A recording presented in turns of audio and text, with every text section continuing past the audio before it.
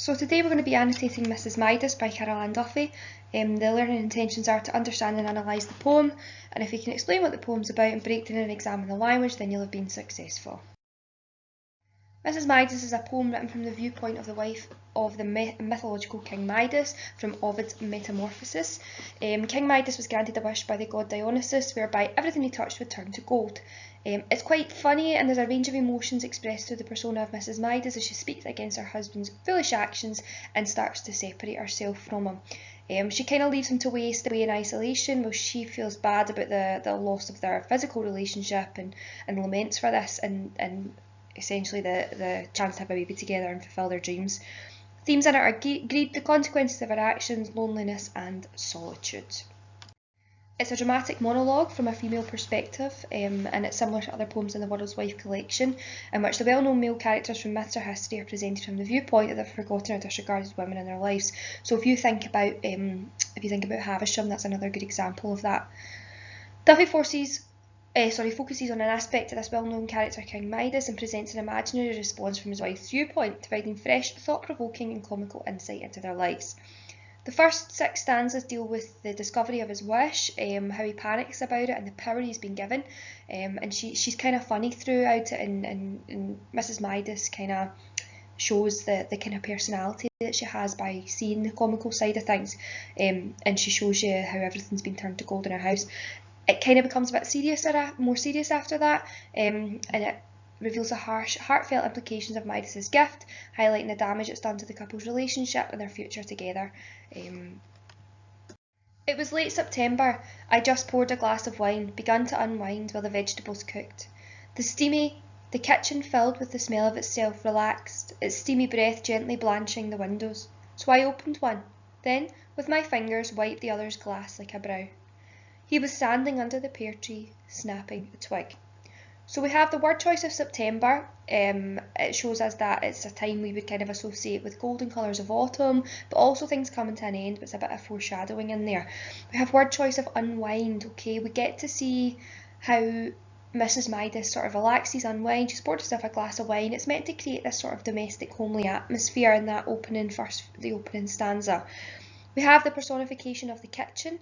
The kitchen filled with the smell of itself, relaxed, its steamy breath gently blanching the windows. Again, really warm, really appealing atmosphere, and it's that sort of the air of domesticity. We have the simile of wiping the glass like a brow. Okay, it's introducing that idea of physical contact. It becomes quite important later on in the poem, but it shows that she's quite a tactile person here. And then we have the word choice of snapping a twig at the end, and that lovely, calm, homely atmosphere is shattered by that final line. It has connotations of something violent. The harsh consonant sounds really contrast with the softer vowel sounds earlier in this stanza. It's almost like the vision's over, the happiness is over in this first stanza. Now the garden was long and the visibility poor, the way the dark of the ground seems to drink the light of the sky. But that twig in his hand was gold. And then he plucked a pear from a branch we grew, fronton d'automne, and sat in his palm like a light bulb. On, I thought to myself, is he putting fairy lights in the tree? So Mrs. Midas's disbelief over what's happening is emphasised by that long sentence at the start. Okay, she's taken a long time to comprehend what she's actually seeing, which is her husband turning things into gold in the garden. We have the personification, which sounds quite threatening, that idea of the ground drinking the light of the sky. Something's being drained away, and that is continued on in our poem. We have the contrast between the lack of light in the first 2 lines and the brightness of the gold twig and pear, again to show how startled she was by this revelation. And we have it sat in his palm like a light bulb. It's quite an unnatural simile, and kind of it could represent or symbolise Mrs. Midas's realisation that her husband's turning things into gold. We have a question, and I thought to myself, is he putting fairy lights on the tree? It adds dramatic effect and it highlights her shock and disbelief. Again, just gives us a bit of insight into her thoughts as well about the process. He came into the house, the doorknobs gleamed. He drew the blinds, you know the mind. I thought of the field of the cloth of gold and of Mrs. Macready. He sat in that chair like a king on a burnished throne. The look in his face was strange, wild, vain. I said. What in the name of God is going on? He started to laugh. The name Midas is not mentioned, as you can see from the use of he, but it also highlights that she kind of blames him. He comes in at the house, he drew the blinds, the doorknobs gleamed, it was all his fault. Now, Mrs. Midas is reminded of a history lesson taught by Miss Macready, which is about the fields of cloth, which is when the kings of England and France met to show off their great wealth. So she's imagining things in her past again. We have the simile here of her sitting in the chair, him sitting in the chair like a burnished throne.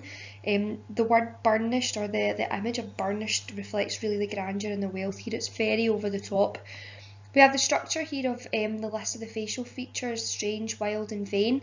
It really reflects his greed and his selfishness, as well as him contemplating what's happened. He's starting to have this moment of realisation that in fact he's turning everything that he touches into gold. Again, question at the end reflects her disbelief. It contrasts with that laugh. She's kind of stressed about it and he's laughing, and it shows that he's quite selfish and it's quite cruel. I served up the meal. For starters, corn on the cob. Within seconds he was spitting out the teeth of the rich. He toyed with his spoon, then mine, then with the knives, the forks. He asked where was the wine. I poured with a shaking hand, a fragrant, bone-dry white from Italy, then watched as he picked up the glass goblet, golden chalice, drank. So the short sentence here has quite a comic effect. Mrs. Midas continues to go about her domestic chores, despite this really absurd and ridiculous situation. It's quite apt that she serves corn on the cob because of the colour of it, but the fact that he's spitting out teeth of the rich is a really interesting image here. The horror of what is happening becomes apparent. The fact that his greed and desire for wealth has brought him to this. He's literally spitting out his teeth, but also it looks like little bits of teeth he's spitting out as well, so it has that double meaning. She poured with the shaking hand, which further emphasises her anxiety about what is happening. And then we've got the alliteration of glass, goblet, golden chalice. It's quite a harsh sound and again shows the seriousness of the situation. And we have the word chalice, which is often associated with the Last Supper. It was then I started to scream. He sank to his knees. After we had both calmed down, I finished the wine. On my own, hearing him out, I made him sit on the other side of the room and keep his hands to himself. I locked the cat in the cellar. I moved the phone. The toilet I didn't mind. I couldn't believe my ears. So the structure here, it was then I started to scream. It's acceptance of the reality of what's happening, and it's very, very dramatic. You've got the word scream here, which shows her horror and her despair. He sank to his knees, and after we both calmed down, it's kind of shock in the sense that he's on his knees and then all of a sudden she's calming down and drinking the wine. It seems a bit absurd that she'd be so calm, but also it's quite comical that she goes back to her wine because she doesn't want to waste it. She makes him keep his hands to himself. She still seeks a physical relationship because she's obviously mentioning it and thinking about it, but it's starting to show the growing distance in the relationship as brought on by these circumstances. Again, the further comedy, she doesn't want him touching the cat, okay, she doesn't want him touching the phone, the toilet I didn't mind. She's being quite practical as well, but she's trying to be quite funny at the same time. How he's had a wish. Look, we all have wishes granted, but who has wishes granted? Him. Do you know about gold? It feeds no one. Aurum soft, untarnishable, slakes no thirst. He tried to light a cigarette. I gazed entranced, as the blue flame played on its luteous stem. At least I said you'll be able to give up smoking for good. Then Jean reflects her disbelief again as she hears the confession from Midas. You've got a bit of a pun here on the word granted, but also the question there and the short one-word sentence really all convey a sense of disgust from Mrs. Midas. It's that sense that who has wishes granted, as in who has their wishes come true, but also who has wishes granted without much thought to anybody else and the consequences of them, and that's what she's getting at here. We have again a joke down the bottom. On a positive note, Midas will now have to stop smoking, and that kind of shows this woman's positive outlook on life and the way that she is trying to turn a bad situation into a bit of a joke. Separate beds, in fact. I put a chair against my door, near petrified. He was below, turning the spare room into the tomb of Tutankhamun. You see, we were passionate then in those halcyon days. unwrapping each other rapidly, like presents, fast food, but now I feared his honeyed embrace. The kiss would turn my lips to a work of art. So, short sentence again summarises the full effect the relationship has had. Mr. Midas, King Midas has had on their relationship. They're sleeping in separate beds. It's very matter of fact. The fact she's putting her chair against the door and she's petrified shows that she's very, very frightened of her husband touching her, and this is emphasised throughout the poem. We have the image here, and it's quite a humorous one, but also the idea that their dreams are effectively dead. If it's the tomb of Tutankhamun, that's what's being represented here. Halcyon Days is a classical allusion to a very short idyllic period, which is only 7 days in the midst of winter, and it doesn't last. And I suppose that's what she's saying. At the start of their relationship, they were all happy and they had a good physical relationship, but not now. She compares their romantic life to the unwrapping of presents or fast food, but it's quite ironic because these things are unsatisfying in the long term, and this is what she's kind of realising now. And who, when it comes to the crunch, can live with a heart of gold? That night I dreamt I bore his child, its perfect o'er limbs, its little tongue like a precious latch, its amber eyes holding their pupils like flies. My dream milk burned in my breasts. I woke to the streaming sun. So it starts with the metaphor, which usually has a positive connotations, this idea of having a heart of gold, but actually instead of it having connotations of kindness and empathy, it's inverted as a literal meaning is implied, inferring that it would be really impossible to survive with such a heart, and also really difficult for Mrs. Midas to live with him. Really superficial impression of of the baby, how attractive it is, the one that she dreamt about, its little tongue, it's precious, it's perfect, and that's the word choice that's shown us that. But we get this idea of the amber eyes holding their pupils like flies, which is quite a disturbing image.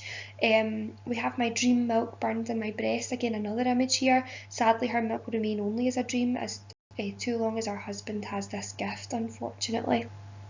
The idea that it's burning as well shows that it's perhaps something that she really wanted from her life.